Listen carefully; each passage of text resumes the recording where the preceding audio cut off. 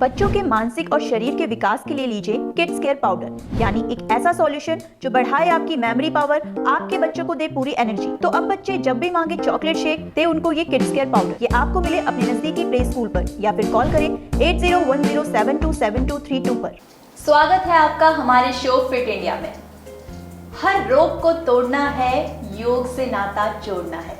जी हाँ, nation live आपके सामने हमेशा से स्पेशलिस्ट लेकर आ रहे हैं जो आपको हेल्थ से जुड़ी टिप्स बता रहे हैं। इसी तरीके से आज हमारे साथ जुड़े हैं अभिनव जी। सबसे पहले तो अभिनव जी, आपका बहुत बहुत स्वागत है। थैंक यू मैम, नमस्कार। नमस्कार। ये योगा से जुड़े हैं और 2 साल का इनको अनुभव है योगा में। सबसे पहले तो मेरा पहला सवाल सर आपसे होगा। जी मैम। योगा लाइन चुनने का विचार आपके दिमाग में किस तरीके से आया? किस तरीके का अनुभव रहा आपका योगा लाइन? जी मैम, स्टार्टिंग से मैं थोड़ा बहुत योगासन्स करता था, इतना कोई सीरियस नहीं। बचपन से अपने एकदम फ्लेक्सिबिलिटी वगैरह के लिए तो करता था मैं पार्क वगैरह में नॉर्मल। तो जब मैं स्टार्टिंग में मेरा धीरे धीरे इंटरेस्ट स्पोर्ट्स में बढ़ता गया। पहले योगा में स्पोर्ट्स बिल्कुल इंटरेस्ट नहीं था मेरा, बस वैसे टाइम पास के लिए थोड़ा कर लिया, पार्क चले गए तो कर लिया। तो मेन जो मैंने स्टार्ट किया था वो मैं क्रिकेट खेलता था स्टार्टिंग से ही। तो क्रिकेट में जब मैं 11th या 12th स्टैंडर्ड में था तो मैं स्टेडियम में जाता था, नेशनल स्टेडियम में। तो वहाँ मेरे लोअर बैक में इंजरी हो गई थी। तो उसके बाद मैं स्पोर्ट्स इंजरी सेंटर गया तो उन्होंने एक्सरे वगैरह करा, तो एक्सरे में इतना कुछ आया नहीं। तो उन्होंने मेरे को दवाइयाँ दी खाने के लिए, पेन किलर्स और कैल्शियम की गोलियाँ दी। तो मेरे को दवाई खाने में शुरू से इतना इंटरेस्ट नहीं था। तो मैं सोचता था कि नेचुरल तरीके से ठीक हो। तो फिर मैं धीरे धीरे योग करता था। तो मेरे एकदम ऐसे दिमाग में ख्याल आया, तो ये जो आसन वगैरह होते हैं जैसे अपना भुजंग आसन हो गया, मेनली लोअर बैक के लिए ही होता है। तो इस तरह के आसन मैं और इसमें थोड़ा सर्च करने लग गया इसके ऊपर। तो जब मैंने सर्च किया तो मेरे पास कई सारे आसन मेरे को ऐसे मिले जिससे लोअर बैक ठीक हो जाए। तो मैंने इसको धीरे धीरे अपना ट्राई करा। 5 से 6 मंथ मैंने इसे अच्छे तरह एकदम डेली करा, डेली रूटीन में 1 आवर। तो इससे मेरा लोअर बैक अच्छा हुआ। तो इससे मेरा इंटरेस्ट और बढ़ गया। तो मेरे एक फ्रेंड है संदीप आर्या जी, तो वो मेरे को जब दिल्ली में मिले, उन्होंने वर्ल्ड रिकॉर्ड बनाया हुआ सूर्य नमस्कार में 3 बारी। तो वो जब मिले तो उनके थ्रू मेरे को एक कंपटीशन खेलने का मौका मिला। तो उन्होंने मेरे को भारत स्वाभिमान ट्रस्ट है पतंजलि का, तो उसके थ्रू मैं स्पोर्ट्स जब कंपटीशन खेलने गया योगा का, तो उसमें तो ऐसी अपना प्रैक्टिस करके, नॉर्मल प्रैक्टिस करके 1 मंथ की। तो मैंने वहाँ जब ये योगा का कंपटीशन हुआ तो वहाँ मैं गोल्ड मेडल लेकर आया था डिस्ट्रिक्ट लेवल पर, अभी जो प्रीवियस ईयर है, कोरोना काल से पहले। जी, तो यहाँ से मेरा इंटरेस्ट इसमें और बढ़ गया। बहुत ही अच्छी बात है सर। जैसे कि आप जानते हैं कि जो थायराइड की परेशानी है वो आम लोगों में तेजी से नजर आ रही है। जी मैम। सबसे पहले तो मैं अपने दर्शकों को ये बता दूं कि थायराइड गर्दन में पाई जाने वाली ग्लैंड है जो मेटाबॉलिज्म को कंट्रोल करती है। जिस तरीके से परेशानियां होती हैं, बालों का झड़ना, वजन का घटना या बढ़ना, इस तरीके की परेशानियां हमें देखने को मिलती हैं थायराइड में। तो इससे बचने के लिए किस प्रकार के योगा आसन, किस प्रकार के प्राणायाम किए जाने चाहिए? मैम, प्राणायाम तो सबसे बेस्ट जो एक प्राणायाम है वो हर डिजीज़ में काम आता है, वो है कपालभाति। वो एक ऐसा प्राणायाम है जो एक स्पेसिफिक किसी भी बीमारी में काम आ सकता है। वो सिर्फ किसी एक बीमारी के लिए नहीं बना। और जब बीमारी खत्म हो जाती है तो उस प्राणायाम को हमें करना भी नहीं चाहिए, वो सिर्फ स्पेसिफिक बीमारी में ही करना चाहिए। तो जो कपालभाति है, और एक होता है उज्जाई प्राणायाम, उसमें हमें गले से आवाज़ निकाल कर गले से ही छोड़नी होती है। वो प्राणायाम सबसे बेस्ट होता है थायराइड के लिए। तो इस तरह से हम जो कुछ प्राणायाम और योगासन भी ये काम कर सकते हैं। जैसे थोड़ा शीर्षासन जो है, ब्लड फ्लो हमारा जो नीचे लेके जाएगा, तो उससे भी हमारे जो ग्लैंड होती है वो थोड़ा एक्टिव वो होगी, उसमें से ब्लॉकेज दूर होगी, तो इससे वो और अच्छा होगा। तो इस तरह से हम थायराइड को भी दूर कर सकते हैं योगासन से। और आयुर्वेद हम सबसे बेस्ट है कि आजकल जो लोग हैं वो एलोपैथी की तरफ ज़्यादा अट्रैक्ट हो रहे हैं, जो शॉर्ट टर्म के लिए तो बहुत अच्छा है, उनको लगता है अच्छा है, वैसे अच्छा नहीं है। शॉर्ट टर्म के लिए उनको लगता है कि अच्छा है, चलो 2 दिन गोली खाई, 4 दिन गोली खाई, 10 दिन गोली खाई तो ठीक हो गया वो। अब लोग आयुर्वेद के प्रति लोगों में एक भ्रांति है कि आयुर्वेद जो है वो लॉन्ग टर्म में ही ठीक कर पाता है, लेकिन ऐसा नहीं है। लोग क्या करते हैं, 2-3 दिन या 5 दिन वो आयुर्वेद की जो भी जड़ी बूटी है वो यूज़ करेंगे, उसके बाद कहते हैं कि उससे हमें फ़ायदा नहीं मिल रहा, तो उसे छोड़ देंगे। जब वो उस चीज़ को तुम रेगुलर यूज़ नहीं करोगे तो फ़ायदा कभी भी नहीं मिलेगा, चाहे कोई भी चीज़ हो। अगर हम फिटनेस भी कर रहे हैं, योगा कर रहे हैं, तो अगर हम योगा की प्रैक्टिस 10 दिन करके फिर छोड़ देंगे, फिर इससे थोड़ी हम किसी को कॉम्पिटेटिव के लिए तैयारी करनी है तो कोई कंपटीशन नहीं खेल सकता 10 दिन में तैयारी करके, उसके लिए लंबे समय की हमें तैयारी चाहिए होती है। तो इस तरह जो है हमें आयुर्वेदिक जड़ी बूटियों का ही यूज़ करना चाहिए। आजकल फिटनेस लाइन में भी लोग स्टेरॉइड्स लेते हैं, तो जो बड़े बड़े बॉडी बिल्डर ओलंपिया वगैरह खेलते हैं वो तो स्टेरॉइड लेते हैं, लेकिन उनके देख रेख में उनके साथ बहुत सारे डॉक्टर्स होते हैं जो उनकी बॉडी जो है प्यूरीफाई कर देते हैं। और हम जो छोटे लेवल पे आजकल क्या करते हैं, लोग फिटनेस जिम वगैरह या कहीं भी गए और किसी के मुंह से सुना कि भाई ये वाला प्रोटीन या ये हमें क्रिएटिन वगैरह लेना है, वो लिया, उससे उन्हें कुछ साइड इफेक्ट होते हैं। मैंने बहुत सारे जो अपने फ्रेंड भी देखे हैं इस लाइन में जिनको उस क्रिएटिन से या फिर उस स्पेसिफिक प्रोटीन से जो है बहुत हार्मफुल डिसएडवांटेज उसको झेलना पड़ा है। जरूरी नहीं है कि वो आपको तुरंत होए, वो आपको कुछ साल बाद भी हो सकता है, 5 साल बाद, 10 साल बाद। कोई भी चीज़ हमें मतलब जो बीमारी होती है वो तुरंत नहीं होती, 10 साल के अंदर अंदर हमें उसका जो झेलना पड़ता है। मेन चीज सर आप यही कहना चाहेंगे कि नेचुरल चीजों को अपनाएं, जी बिल्कुल, आयुर्वेद को अपनाएं। जी बिल्कुल। अगला सवाल मेरा आपसे ये होगा सर, डिप्रेशन हाँ के जी। ऊपर। आजकल डिप्रेशन जो है वो बहुत तेजी से नजर आ रहा है लोगों को। जी। एक रिपोर्ट में ये लिखा हुआ था कि 264 मिलियन लोग जो हैं दुनिया भर में वो डिप्रेशन से अफेक्टेड हैं और हर साल 8 लाख लोग सुसाइड के कारण मर जाते हैं। तो डिप्रेशन एक ऐसी समस्या बन गई है जो बहुत ही नॉर्मल हो गई है लोगों के लिए। छोटी सी चीजों के लिए लोग डिप्रेशन में चले जा रहे हैं। तो इससे बचने के लिए, इससे बाहर आने के लिए किस तरीके के योगा आसन किए जाने चाहिए? मैम सबसे पहले डिप्रेशन जो है आजकल जो हर लगभग 90% व्यक्तियों में देखी जाती है। ये किस कारण कि अगर वो कहीं मतलब असफल हो गया, अनसक्सेसफुल हो गया, तो वो ज़्यादा उस बारे में सोचने लग जाता है, वो आगे ट्राई नहीं करता, उस चीज़ों को कैसे सुधारा जाए उस बारे में ट्राई नहीं करता।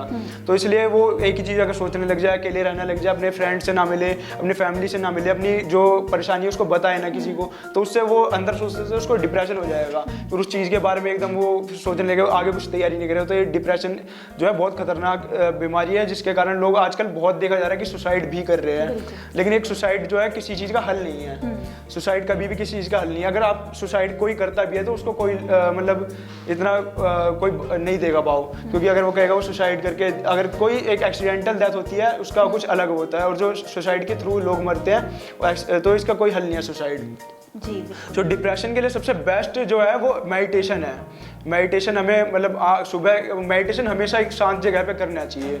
या तो आप कोई भी एक ऐसा अपने घर का कोना पकड़ लीजिए जहाँ आपके आवाज़ ना, कोई भी साउंड ना आए, और या फिर कोई ग्राउंड वगैरह। आजकल दिल्ली में जो लोग रहते हैं, जो शहरों में, गाँव में भी जो लोग रहते हैं, वहाँ इतना अच्छा वातावरण होता है। सुबह सुबह एनवायरनमेंट होता है ब्रह्म मुहूर्त में, जो मतलब सूर्योदय से 1.5 घंटे पहले का समय होता है। उस समय जो योगासन होगा और प्राणायाम होगा सबसे बेस्ट होता है उस समय। तो हमें सुबह जो मेडिटेशन करना चाहिए मिनिमम, अगर हम स्टार्टिंग में तो कोई एकदम लंबे समय तक नहीं कर पाता मेडिटेशन, तो स्टार्टिंग में हमें 1 मिनट 2 मिनट, उसके बाद धीरे धीरे ऐसे करके हम बढ़ाएंगे तो डिप्रेशन अपने आप ही दूर होता जाएगा। जब हम योग से जुड़ेंगे तो डिप्रेशन अपने आप ही दूर हो जाएगा। मैं अपना खुद का बताता हूँ, जब मैं अपने क्रिकेट वगैरह खेलता था तो मैं कई जगह ट्रायल देने गया था, तो मेरा सिलेक्शन नहीं हो पाता था। तो मेरे साथ भी ऐसे होता था कि मैं एक ही चीज़ पर उसी पर सोचने लग जाता था, क्यों सिलेक्शन नहीं हुआ ट्रायल में मेरा, इसलिए। तो फिर जब मैं योगासन से और ये अपना प्राणायाम वगैरह से जुड़ा, जब तो मेरा ये डिप्रेशन मैं अभी लास्ट टाइम मेरी लास्ट मंथ आर्मी की भर्ती थी, तो उसमें मैंने फिजिकल एक्सीलेंट करा था। उसके बाद भी मेरा लास्ट में आते आते मेडिकल से पहले मैं किसी कारण बाहर हो गया था उसमें, तो मेरे को इतना वो दुख नहीं हुआ। मैंने चलो आगे ट्राई कर लेंगे, क्योंकि मेरे साथ योगा जुड़ चुका था उस समय, और मैं अपना प्राणायाम वगैरह डेली बेसिस पे करता रहता हूँ। इसलिए सबसे बेस्ट मेडिटेशन है डिप्रेशन के लिए। सर का कहना है सबसे बेस्ट मेडिटेशन है डिप्रेशन के लिए। अगला सवाल मेरा आपसे ये होगा सर, पॉल्यूशन जो है वो दिल्ली के लिए सबसे ज़्यादा कहते हैं कि दिल्ली सबसे बेकार है पॉल्यूशन के मामले में, जिसकी वजह से हार्ट में प्रॉब्लम, लंग्स में प्रॉब्लम, इस तरीके की परेशानियां आ जाती हैं। इससे बचने के लिए किस प्रकार के प्राणायाम किए जाने चाहिए, इसके बारे में थोड़ा दर्शकों को बताइए।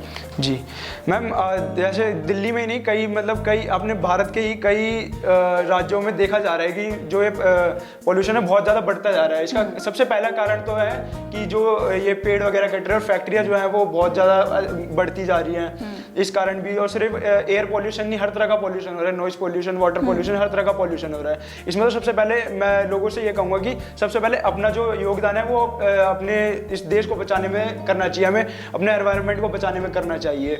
इसके लिए आप अगर कभी ज़रूरी नहीं है कि आप हफ्ते में एक दिन पेड़ लगाइए, आपका जब बर्थडे हो, जन्मदिन हो, आप उस समय भी अगर हर व्यक्ति एक पेड़ लगाएगा तो हमें अपने एनवायरनमेंट को बचाने में बहुत मदद मिलेगी। तो जो हमारा एनवायरनमेंट है उसी के कारण आज हम हैं। तो इसके लिए हम मेन जो मैं योगासन और प्राणायाम वगैरह पे आता हूँ, तो जो ये पोल्यूशन है इससे हमें बचने के लिए वही जो मैंने आपको बताया, ब्रह्म मुहूर्त में सुबह उठना चाहिए। सबसे बेस्ट समय होता है ब्रह्म मुहूर्त का, क्योंकि बाकी उसके बाद तो जब फिर ये गाड़ियाँ वगैरह चलनी चालू हो जाती है तो पोल्यूशन ज़्यादा बढ़ जाता है। जो सुबह की हवा होती है बहुत अच्छी हवा होती है। तो हमें सबसे पहले अपना ये मेडिटेशन बताया वो हमें करना चाहिए 5 to 10 मिनट्स। तो मेडिटेशन के बाद जो हमें प्राणायाम करनी चाहिए, सबसे पहले होता है भस्त्रिका प्राणायाम। भस्त्रिका प्राणायाम में हम क्या करते हैं, लंबी लंबी सांस लेते हैं और लंबी सांस छोड़ते हैं। अपने नाक से सांस लेंगे और नाक से छोड़ेंगे। तो इस जो भस्त्रिका प्राणायाम होता है इसको हम जब सांस अपनी लेंगे तो उसमें हमें कम से कम 5 सेकेंड लेने हैं सांस इनटेक करने में, फिर एक्सहेल करने में भी हमें 5 सेकेंड ही लगाना है।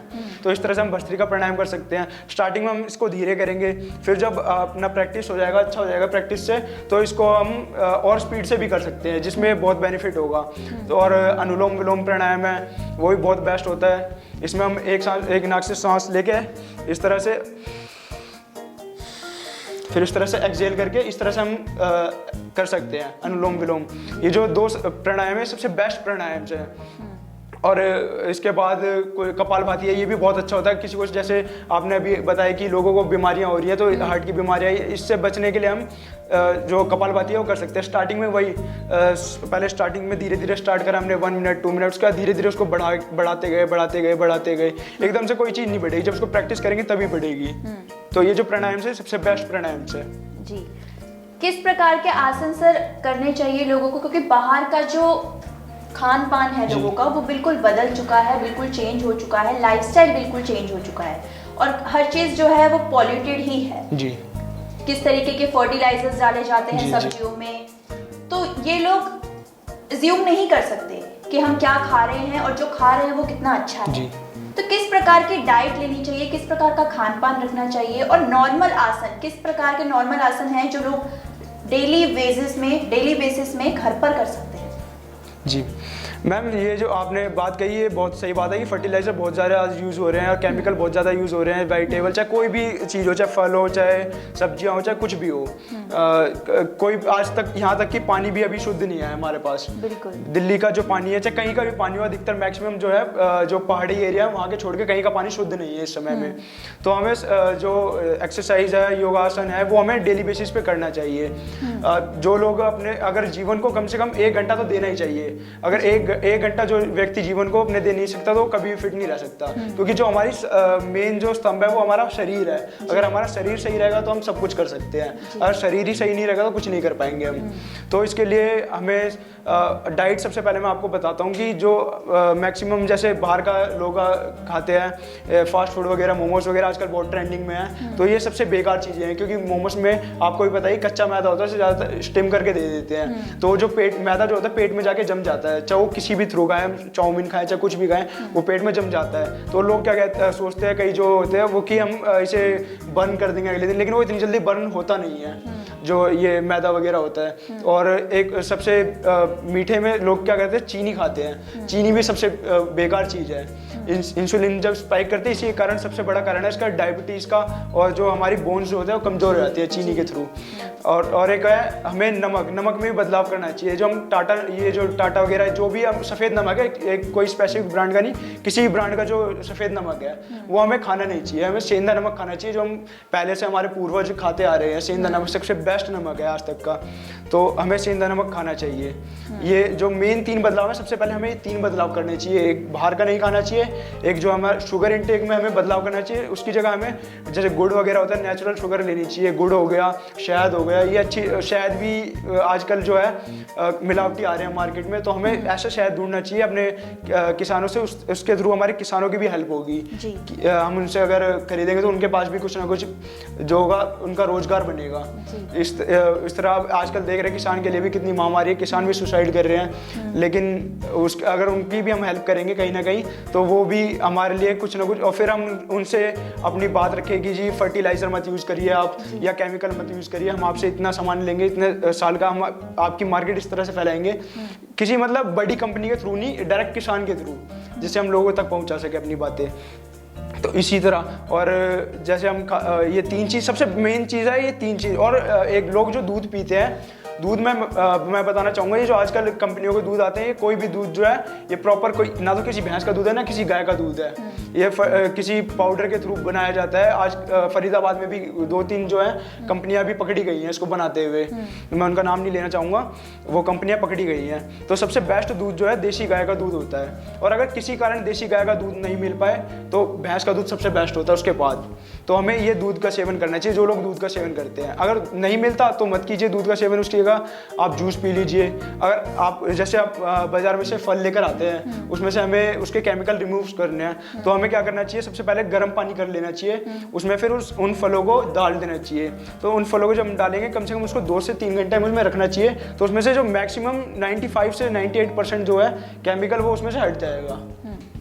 और जैसे कई फल होते हैं जिसमें से अंदर पानी नहीं पहुंच पाता, जैसे केले हो गए और ये सेब वगैरह हो गए, तो इसमें हमें क्या करना चाहिए, थोड़ा सा मेहनत तो करनी पड़ेगी अगर हमें अच्छा खाना है। तो इसमें क्या करना चाहिए, हमें थोड़ा थोड़ा किसी निडल से किसी चीज़ से हल्के हल्के उसमें छेद कर देनी चाहिए, जिससे वो पानी उसके अंदर आ सके और उसके अंदर के केमिकल रिमूव हो जाए। तो इस तरह से हम उसे पानी में रख के। जी, मेरा आखिरी सवाल सर आपसे होगा, वजन बढ़ने की परेशानी से लोग ज्यादा चिंतित नहीं है, सबसे ज्यादा चिंतित है अपने पेट से, पेट बढ़ने से।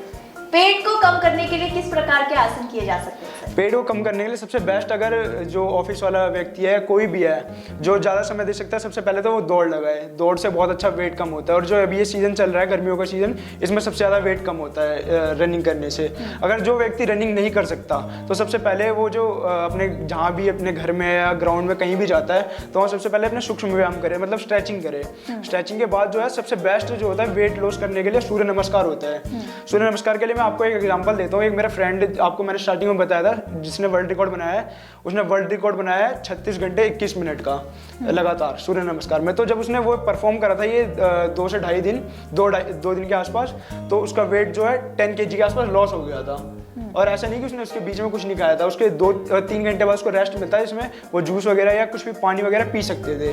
तो इसलिए तब जब उसने सूर्य नमस्कार से 2 दिन में अपना वेट 10 किलो कम कर लिया, तो हम ये नहीं कह रहे कि आपको 36 घंटे ही करना है लगातार, क्योंकि इतना पॉसिबल नहीं होता हर किसी नॉर्मल व्यक्ति के लिए। तो हमें डेली कम से कम नहीं तो 5 से 10 मिनट सूर्य नमस्कार करना चाहिए, सबसे बेस्ट सूर्य नमस्कार होता है। और उसके बाद हमें ये एक प्राणायाम होता है कपालभाति, वो भी वेट लॉस के लिए बहुत अच्छा होता है, तो इस पर हमें ज़्यादा ध्यान देना चाहिए। आज सर ने, अभिनव जी ने बहुत अच्छी अच्छी बातें बताई कि किस तरीके से थायराइड से बचा जा सकता है, अपनी डायबिटीज़ को कंट्रोल में किस तरीके से रखा जा सकता है, अपने हार्ट को, लंग्स को किस तरीके से स्वस्थ रखा जा सकता है। सबसे पहले तो सर आपका बहुत बहुत धन्यवाद अपना कीमती समय देने के लिए हमें। जिस तरीके से नेशन लाइफ यही चाहता है कि सभी लोग स्वस्थ रहें और फिट रहें। Nation life keeps you healthy, powered by Pepjuice. Pepjuice एक एनर्जी ड्रिंक है जो इंस्टेंट एनर्जी देता है और स्ट्रेस को रिड्यूस करता है। धन्यवाद।